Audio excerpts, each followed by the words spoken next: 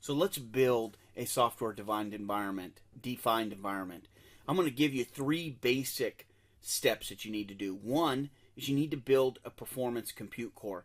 That compute core has to be flexible. We just drew out a blade, has to have rack servers, maybe stand-up servers. All of these things have to be performance-oriented. Watch out, some vendors won't emphasize this, but it does become important. Build a performance compute core. The next thing is we have to build a flexible storage core. So when we define this software-defined environment, we have to be able to support all types of storage because our business needs are varied. So we're going to have block storage, for example. We're going to have direct attached storage if you plan to do data analytics. So we need direct attached storage. We're going to have file storage for that basic files sharing that you already have. And we're going to have to implement object-based storage for the future as our applications mature and can utilize that. Build a flexible core. We also have to deliver and secure and reduce our costs by having multiple ways to secure the environment and reduce our costs within the environment. So let's go ahead and take a look at the left margin here and go through each one of these check marks individually. Horizontal scalability. If you're getting an authorization for security, doesn't matter if you're federal, civilian, retail, you want some set of standards by which you build your security profile. Horizontal scalability says that if I buy a storage device today with 500 disks, will that storage device, when I need to buy one that supports 5,000 disks, will it be the same operating system that's used on all storage devices? This is important because I have to secure that operating system that delivers that storage. I have to do vulnerability and penetration tests. I have to harden it.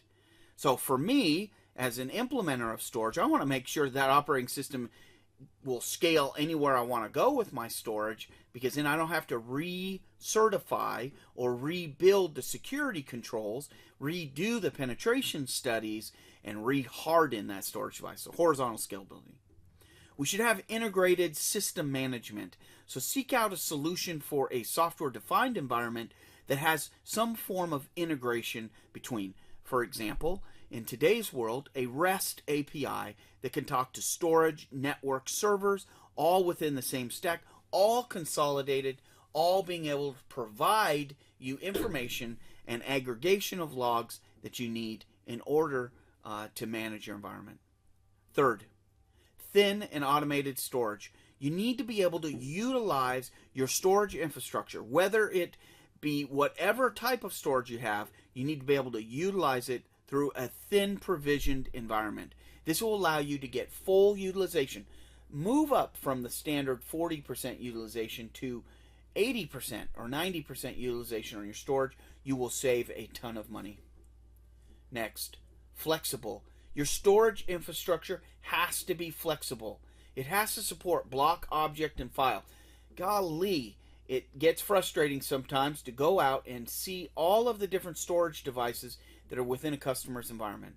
Try to consolidate these as much as possible and focus the storage need on specifically what you need to get done. If you have a lot of transactional databases, use a high-performance disk, maybe in a storage area network. But if you have a big data project going, you're going to want direct attached storage. You need to be able to consolidate and have that flexibility from your provider to offer all those things. Again, going back to the horizontal scalability and security and trust of that environment. Also, your acquisition model for storage should be flexible and support both CapEx and OpEx. Next, when you look at enablement, although some listening to this may not be in the federal government, a STIG or NIST enablement of the components goes a long way. It's not a plug and play.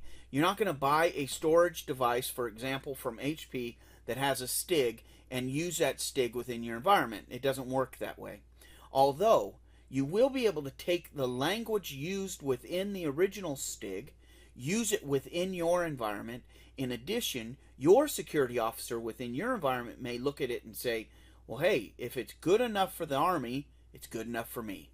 So there's some great advantages that you can take great benefits you can take advantage of by having items that have already gone through established certification processes or some sort of authorization already. Now, remember, your situation will be different, but it's good to know that they've already passed. And then the second thing is focus on software-defined performance, security, and availability. Look at things to drive down your costs, like software-defined networking, to commoditize the network stack, security, etc. All of these things build up a software-defined environment.